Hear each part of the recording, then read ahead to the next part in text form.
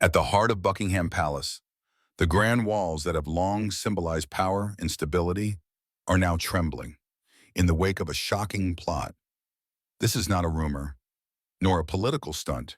It is a calculated scheme aimed at reshaping the future of the British monarchy. Camilla, the Queen Consort, and her son have stepped into a high-stakes game of power that many would think only exists in novels, with ambitions to undermine the throne that rightfully belongs to Prince William. Our sources reveal that behind closed doors, Camilla's son attempted a secretive, dirty deal to remove William from the line of succession, turning one of the monarchy's most beloved and stable figures into a non-entity. This is not just a personal feud or a family quarrel. It is an incident that could redefine the future of the English crown, and the consequences ripple throughout the palace, sparing no one. Yet unexpectedly, King Charles, at the age of 76, and seasoned by decades of royal turbulence, swiftly uncovered and dismantled the plot. Unyielding and decisive, the king stood firm to protect the order and dignity of the royal house. Insider sources indicate that his response was not merely a warning, it was a definitive move that sent shockwaves through every faction in the palace, ensuring that no one would dare challenge him. In the next few minutes, we will explore exactly how this scheme was conceived, the key players involved, and King Charles's authoritative reaction that reasserted control over the line of succession. This story is not only about power, intrigue, and betrayal. It is proof that in the monarchy, no one stands above the rules, and every action, no matter how covert, will eventually be exposed. A cool gust swept through the towering windows, carrying a swirl of golden leaves that drifted into the palace gardens below. The quiet dignity of the royal residence was broken by the echoes of an extravagant celebration. Prince William, dressed in a refined black suit, stood silently near the glass, his eyes fixed on the distant darkness. Within days, he would officially be declared the heir to the throne. The announcement was planned for the coming week, yet anticipation had long since filled the palace corridors. Instead of the usual formal gatherings or private royal dinners, the grand halls throbbed with modern jazz, clinking glasses, and ripples of loud laughter. It felt less like tradition and more like theater, a performance meant either to conceal something or reveal a truth no one dared name. Amid the glittering crowd, one figure drew every gaze: Tom Parker Bowles, Queen Camilla's son. He was no royal, no statesman, not even a magnate, merely a well-known food critic. Yet tonight he radiated command. The chandelier's brilliance danced across his brown hair, sharpening his polished grin and his effortless poise. Moving from group to group, he conversed easily with powerful guests, a half-full glass of wine in hand, and a voice that carried charm and warmth. From the edge of the room, William watched uneasily, tension tightening his chest. His eyes eventually found his father, King Charles III, who stood by the fireplace, speaking to a distinguished diplomat. Every now and then, Charles's eyes wandered toward Tom, his expression softened by a smile, one of pride and satisfaction. It was a smile William recognized too well, the smile of a father admiring his child. Yet this time it felt foreign, almost cruel. Why, during an event that should have celebrated his future, was the spotlight on Tom? And why did his father permit it?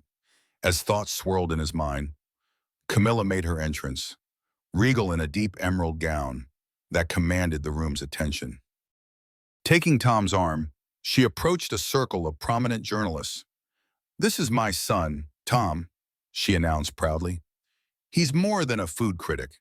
He's the bridge connecting us to the world beyond the monarchy. We want to make the crown not only a symbol of history, but also a reflection of modern life." William's hand clenched around his glass. He saw it clearly now, Camilla's intent. She was subtly positioning Tom as a relatable figure, gently threading him into the royal fabric.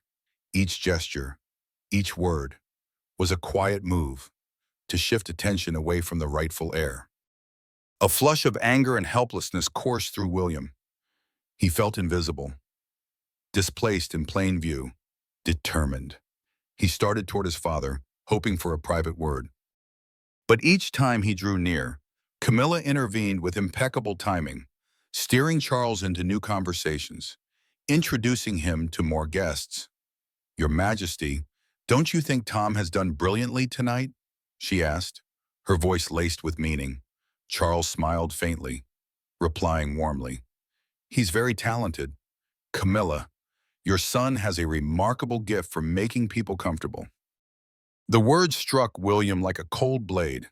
The man he revered, the father who had once spoken to him about duty and destiny, was now lavishing praise on another woman's son.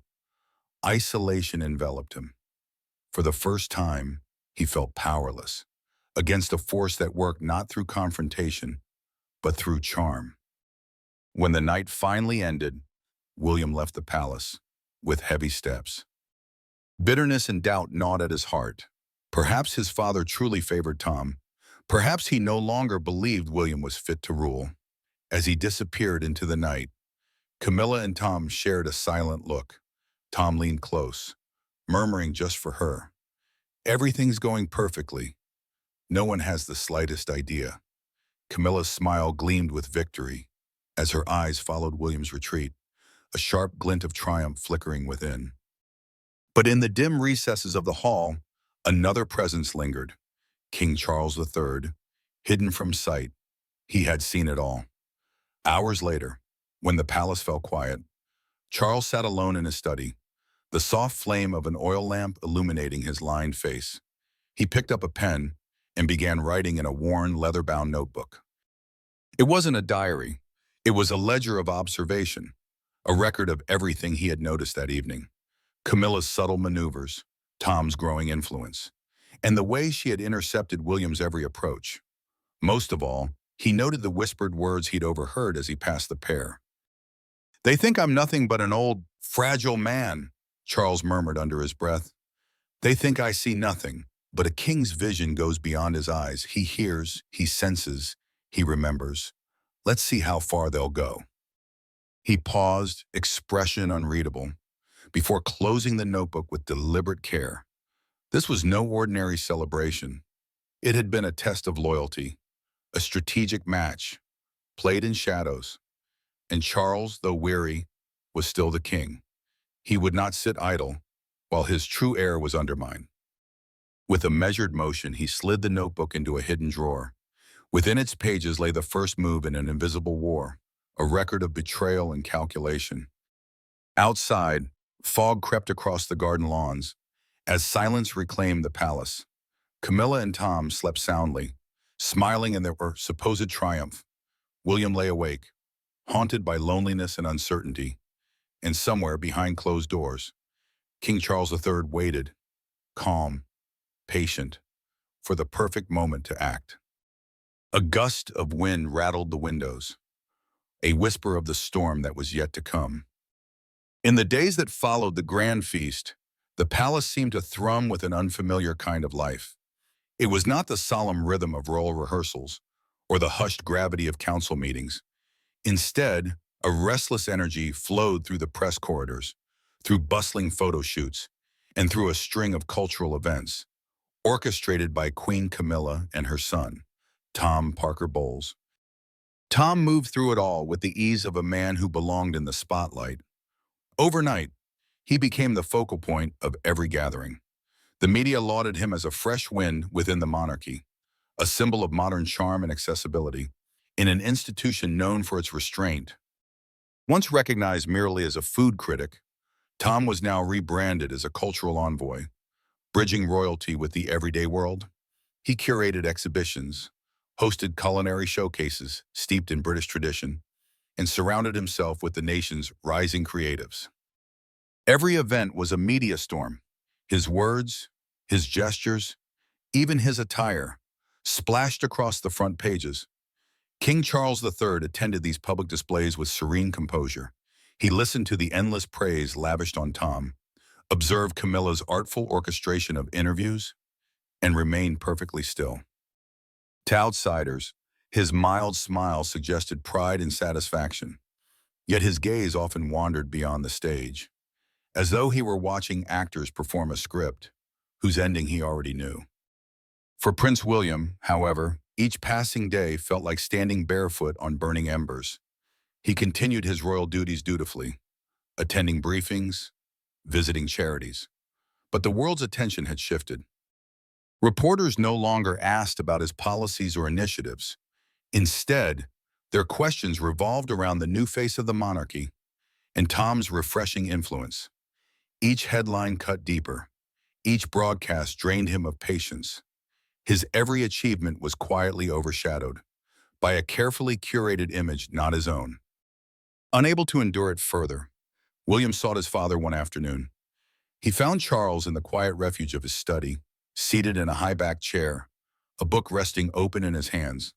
The stillness there was a stark contrast to the frenzy consuming the palace halls. "Father," William said, the frustration in his voice barely restrained. "Can't you see what's happening? Camilla and Tom are taking advantage of your kindness. They're trying to steal what's mine." Charles lowered the book, folding his reading glasses. His eyes met William's, steady and unreadable. "And what exactly do you think they're doing?" he asked gently, though his tone carried an edge that unsettled. "They're turning the monarchy into their own stage," William shot back. "They're manipulating public opinion, using you to build Tom's image and undermine me." The king rose slowly and walked to the tall window. For several moments he said nothing, simply watching the gardens bathed in afternoon light. Then, in a voice calm yet piercing, he asked, "If you were king, what would you do?" The question hung in the air like a blade. A monarch faces enemies, not only from outside these walls, but within them as well. "Do you think running to me is the answer?" The words hit William with unexpected force. His father hadn't denied the accusation, but neither had he offered to intervene. It was as if Charles were deliberately forcing him to face the battle alone. A familiar ache of abandonment gripped him. Wordlessly, William left the study, the king's question echoing like a riddle he could not solve. Determined now more than ever, William began to investigate. He reached out to trusted aides, combed through archives, and scrutinized old media footage. His pain hardened into purpose, and at last, he uncovered what he'd been searching for in an interview with King Charles from years past. The original footage had been harmless. Charles spoke of preserving tradition while guiding the monarchy through modern times. But the circulated version had been altered. Tom had sliced and rearranged the footage, reframing the king's words into a declaration of renewal. "The world is changing, and so must we. The crown needs new voices, people who understand culture and connection." The edit had gone viral, fueling the narrative that Tom embodied the monarchy's future. William had found his proof, their deception laid bare. He brought the evidence straight to his father. Setting an iPad before him, he played both clips side by side. "Look," he urged, eyes fixed on Charles. "This is how they twisted your words." The king watched in silence, expression unchanged. When the videos ended, he closed the device and placed it neatly in a drawer. "You've done well," he said quietly. "I'll keep it." Then, with deliberate calm, he returned to his reading. William stood frozen. "That's it?" he wanted to ask. Why no outrage, no action? Did his father still not believe him? Or was this indifference something else entirely? He turned and walked out, confusion and hurt churning inside him. But once William was gone, the mask slipped. Alone again, Charles's gaze drifted toward the drawer that now held the iPad. The evidence had confirmed what he had long suspected. It was another piece in a much larger puzzle he'd been assembling in silence. He had not dismissed William's warning. He was observing, calculating. The king's restraint wasn't disbelief. It was patience. He wanted to see how far his son would go, how he would act when pushed to the edge. A ruler, after all, must learn to face storms without leaning on others. As twilight seeped through the windows, Charles sat unmoving, surrounded by shadows and thought. He had seen the flame in William's eyes, the first spark of a king's resolve. The truth was no longer hidden, only waiting. The performance outside continued, but in the quiet heart of the palace, the true game had only just begun. As weeks turned into months, the gatherings orchestrated by Camilla and Tom grew bolder and more extravagant. Subtlety had long been discarded. The pair advanced their ambitions openly now, with Tom serving as the charming centerpiece of their quiet campaign to win over political power brokers. With his natural charisma and sharp intellect, he blended seamlessly among high-ranking officials. Lavish dinners in London's most exclusive venues became his stage, where fine wine and delicate courses masked the exchange of secrets in unspoken deals. Inside the palace, whispers of the king's declining health began to circulate. An old illness had resurfaced, forcing King Charles III to withdraw from key royal duties. Publicly, he appeared frail, leaning more and more on Queen Camilla for support. She began representing him at major events, communicating his supposed directives to ministers and advisors. The press painted a glowing portrait of the beautiful queen and the tired but noble king. To the outside world, it was a touching image. To Camilla, it was victory. She believed she finally held command over both throne and narrative. Meanwhile, William became the target of a relentless media assault. Newspapers and tabloids branded him as detached from ordinary people, a relic of old customs unable to adapt to modern expectations. His charity appearances were mocked, his heartfelt speeches trimmed and twisted into lifeless sound bites. Every public gesture became ammunition for ridicule. Under mounting pressure, William turned once again to his father, desperate for reassurance. He found King Charles seated in his familiar armchair, the weight of illness or perhaps strategy etched across his face. "Father," William began, his voice trembling between anger and despair, "they're destroying me in the press. Everything they say is false. It's a calculated attack." Charles exhaled softly, his eyes cool and detached. "Then prove them wrong," he said simply. "Show the people who you are. Don't bring me complaints. Bring me results." The response hit William like a slap. It wasn't anger he heard, but something colder. Distance. The man he had trusted to protect him seemed indifferent, even dismissive. Heart sinking. William left the room, certain that Camilla and Tom had ensnared his father completely. He felt abandoned and adrift in a palace filled with strangers. But beneath the surface of that calm exterior, Charles was anything but blind. Behind the mask of frailty, he was orchestrating his own counterplay. The king had quietly enlisted a trusted confidant, a retired intelligence officer who had once served the crown, to monitor Camilla and Tom's movements. The agent, bound by absolute loyalty, shadowed their every step, recording private conversations and capturing photographs of clandestine dinners with influential politicians. Night after night, in the solitude of his study, Charles reviewed the findings. He turned through pages of transcripts, studied grainy photographs, and listened intently to whispered recordings. What he uncovered confirmed his deepest suspicions. Camilla and Tom's reach extended beyond mere popularity.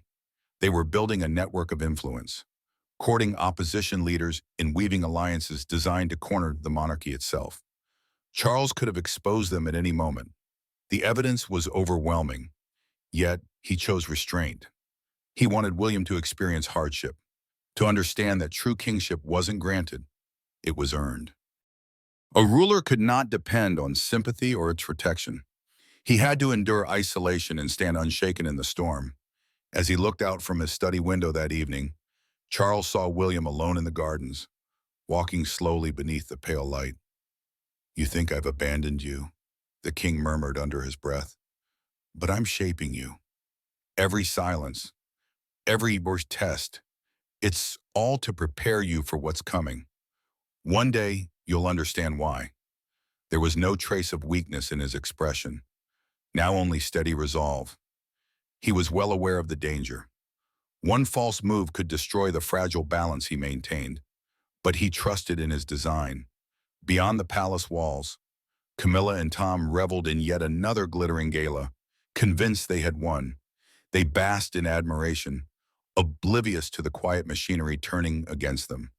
Deep within the palace, the true power, An aging monarch was tightening invisible threads around his unsuspecting prey. The trap is nearly sprung. Though William felt utterly forsaken, he was in truth being tempered, shaped into the man and monarch his father believed he was destined to become. The grand performance masterminded by Camilla and Tom had reached its climax. Every calculated gesture, every orchestrated appearance had led to a single objective: to secure for Tom Parker Bowles an official place within the royal hierarchy. The position, Royal Cultural Ambassador, was one that had once been promised to William. With her trademark finesse and commanding influence, Camilla executed the plan flawlessly. She convened with the Royal Council, advocating for the monarchy's renewal under a youthful and progressive representative. The media, already enthralled by Tom's charm, rallied behind her vision. Headlines celebrated a new face of the monarchy, hailing Tom as the beacon of modernization. King Charles III offered no resistance. He neither objected nor defended his son. His silence was read as approval, his composed demeanor mistaken for resignation. To William, that silence was unbearable. It was the sound of betrayal. His father's calm acceptance felt like a blade. It suggested that Charles had lost faith in him entirely, that his loyalty now rested with Camilla and her son. The fury that had long simmered within William finally erupted. He demanded a private family meeting. It was held in the king's study, a room heavy with tension and unspoken anger. Camilla sat beside Charles, poised and confident. Tom stood just behind her, his eyes glinting with defiance. "Father," William began, his voice shaking with restrained rage, "can't you see what's happening? They're stripping me of everything. My title, my duty, my place. Why are you letting it happen?" Camilla interjected before Charles could respond. "William," she said smoothly, her tone both soothing and sharp, "you're acting out of jealousy. Tom is doing what's best for the monarchy. You should be proud that he's helping bring relevance to the crown." Her words twisted the moment with precision, transforming accusation into virtue. She cast William not as a victim, but as an obstacle. Spoiled, stubborn, unwilling to cooperate, the argument spiraled into a heated exchange of tears, accusations, and manipulation. Camilla painted William as divisive and envious, insisting he was the one fracturing the family's unity. William's protest fell on deaf ears. No matter what he said or how he pleaded, the narrative was already against him. Desperate, he turned to his father one last time, searching for a glimmer of defense, a single word of faith. But King Charles III remained utterly still. His expression revealed nothing. No anger, no compassion, no judgment. His silence struck deeper than any reprimand could. To William, that wordless composure was confirmation of his worst fear, that his father had chosen the other side. He left the room shattered, consumed by grief and disbelief. Camilla's lips curved in quiet triumph. Tom, standing tall beside her, exhaled with satisfaction. Yet once the echoes of the confrontation faded, a different truth unfolded. Charles summoned his most trusted advisor, a seasoned former intelligence officer who had served him for years with absolute discretion. "Let him endure the weight," Charles said quietly, his tone firm, unyielding. "A king must learn to weather storms alone. If he cannot face betrayal, ridicule, and public scorn, he will never truly rule. He needs this pain. It will make him stronger." The confidant nodded solemnly, understanding the deeper purpose behind the king's seeming indifference. "But keep watch," Charles continued. "Camilla must not overreach. Let her and Tom believe they've won. Continue gathering everything, every meeting, every whisper, every document. When the time comes, I'll need it all." His voice carried no trace of frailty. Now beneath the mask of a weary monarch was the mind of a strategist, composed and calculating. He already possessed more evidence than anyone knew, yet he held it close, unwilling to move too soon. He needed William to uncover the truth for himself, to rise not as a protected heir, but as a forged one. The family meeting, explosive as it seemed, was merely another step in a vast and deliberate game. William did not yet realize that his father was maneuvering from the shadows, anticipating every move before it was made. When the palace finally fell silent, Charles stepped into the garden. Moonlight spilled across his face, highlighting the steel in his gaze. He stood motionless, inhaling the cold air, and murmured to himself, "The storm is nearly here."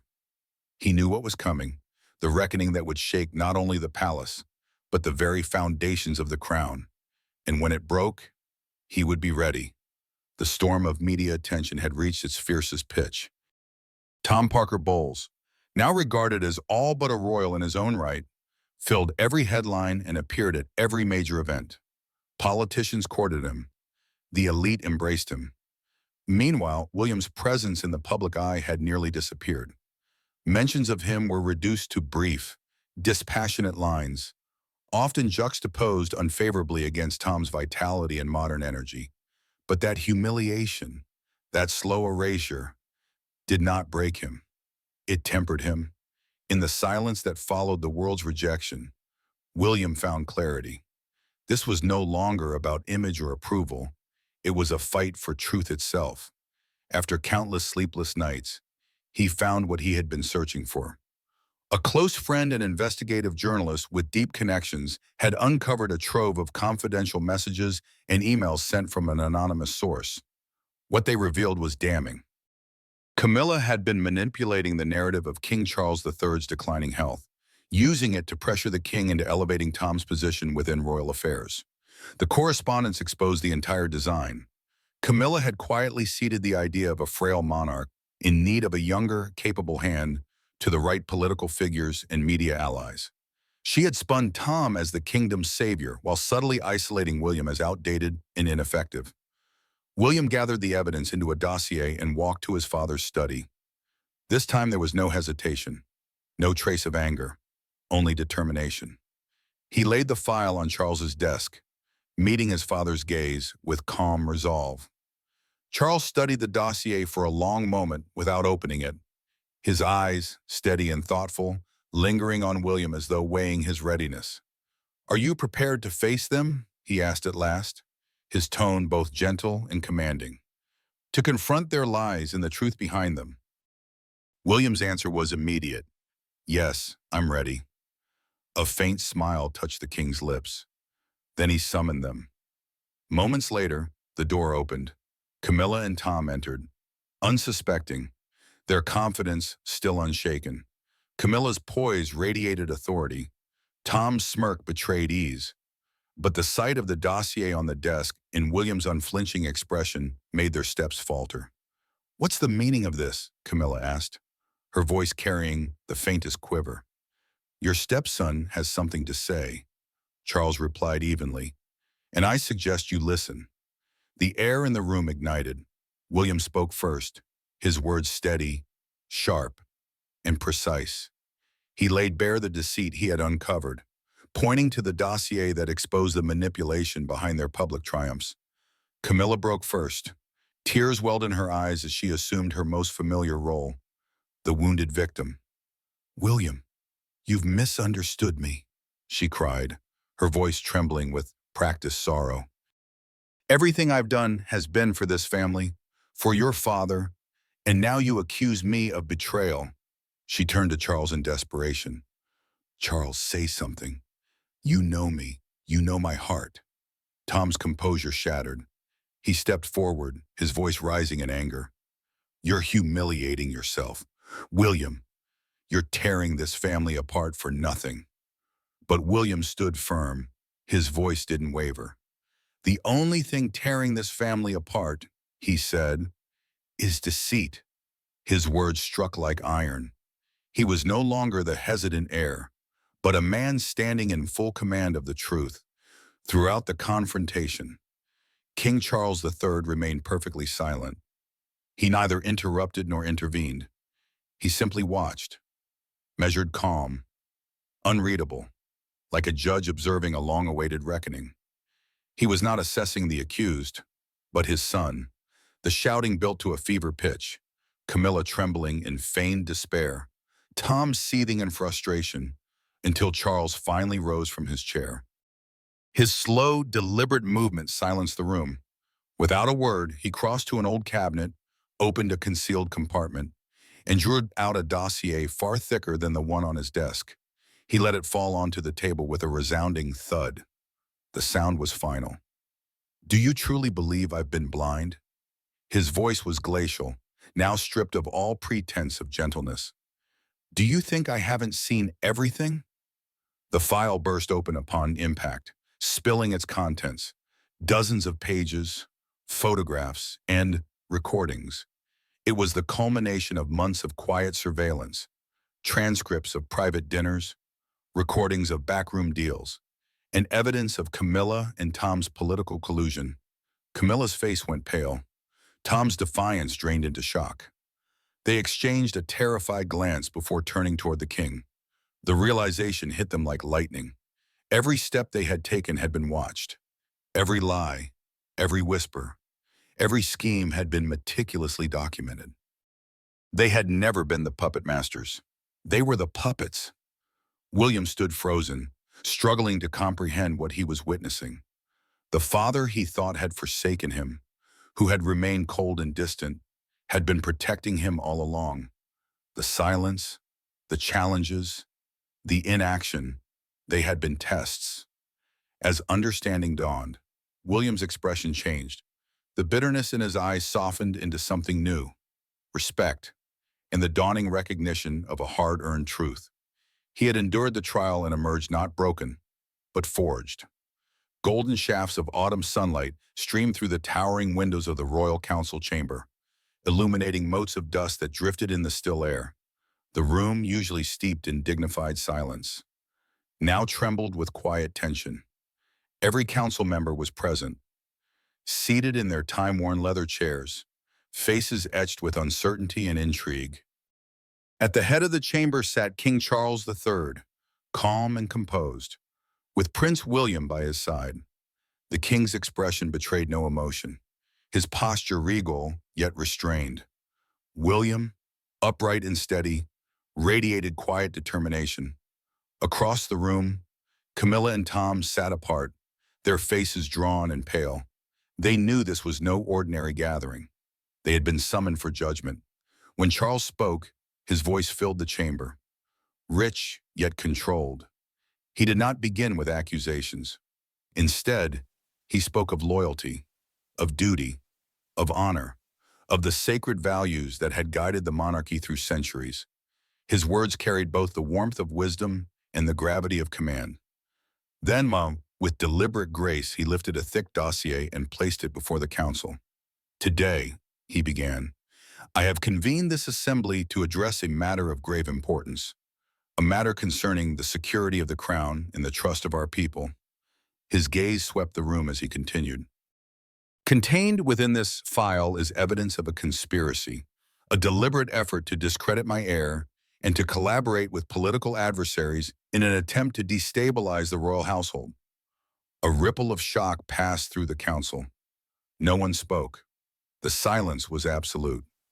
Charles began laying out the evidence. He produced documents showing how Camilla and Tom had circulated rumors of his deteriorating health, hinting that he was no longer capable of fulfilling his royal duties. He displayed photographs. Tom seated at secret dinners with opposition politicians, exchanging confidential documents under the dim light of restaurants and private clubs. Then came proof of how Camilla had manipulated the media, shaping public perception to diminish William while glorifying her own son. Camilla's composure crumbled. She rose abruptly, tears streaking her face. "William is destroying this family," she cried, her voice breaking into practiced anguish. "He's humiliating me and my son out of envy." Her pleas echoed across the chamber. But this time they fell flat. The council remained unmoved, their eyes fixed on the king. Charles gave a subtle nod to his loyal aide. The man stepped forward and pressed a button on a small device. A recording filled the air. Camilla's voice, sharp and unmistakable. "You have to make him seem useless. The people must believe he's unfit to rule." Then came Tom's voice. "Leave it to me. One way or another, we'll take his place. More recordings followed, each more incriminating than the last. Discussions of strategy, manipulation, and deceit. By the end, no doubt remained. The entire council sat in stunned silence. Every gaze turned toward the queen who had once commanded so much power. Charles rose slowly. His face was unreadable, his authority absolute. When he finally spoke, his tone was measured but unyielding. Camilla, he said, I will not revoke your title. The monarchy does not discard its vows, but from this day forward you will hold no voice in affairs of state. You may attend ceremonies as queen consort, but you will make no decisions, speak no commands. He turned then to Tom, whose shoulders had slumped in quiet defeat. And you, Tom Parker Bowles, you will withdraw from all royal engagements, effective immediately. You will never again act on behalf of this family or this crown. Tom could not look up. His head bowed in shame. The punishment was not exile, but it was far more devastating. Camilla kept her crown, but lost her influence. She remained within the palace walls, but as a figure of silence, a queen stripped of power, her once commanding presence reduced to a ceremonial shadow. Tom was free to return to his culinary pursuits, but his royal privileges were gone forever. They had won the applause of the public once, but the war that truly mattered, the war for power, for legacy, they had irretrievably lost. The council session drew to an end. One by one, the members rose and departed in silence, each bearing the weight of what they had witnessed. It was not merely a judgment, it was history. They had seen a king, both merciful and ruthless, wise enough to expose deceit and strong enough to act without hesitation. As the chamber emptied, William lingered a moment beside his father. The burden that had pressed upon him for months began to lift. He breathed deeply, feeling for the first time that he had earned his place, not through inheritance, but through trial. The war was over, and he had endured. In the aftermath of King Charles III's judgment, a new radiance seemed to settle over the palace. The same media that had once fanned the flames of rumor now spoke with renewed respect.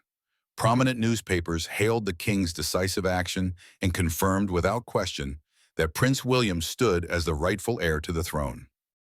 The story of a steadfast prince who had faced betrayal within his own family and emerged unbroken captivated the nation.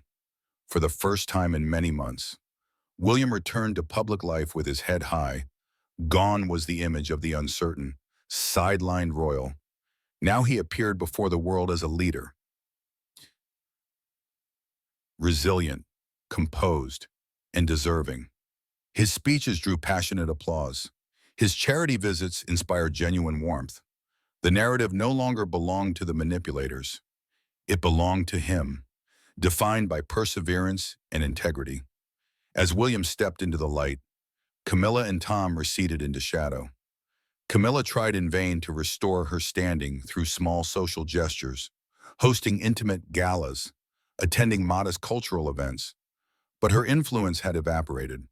Though she remained queen in title and lived within the palace, her power was gone.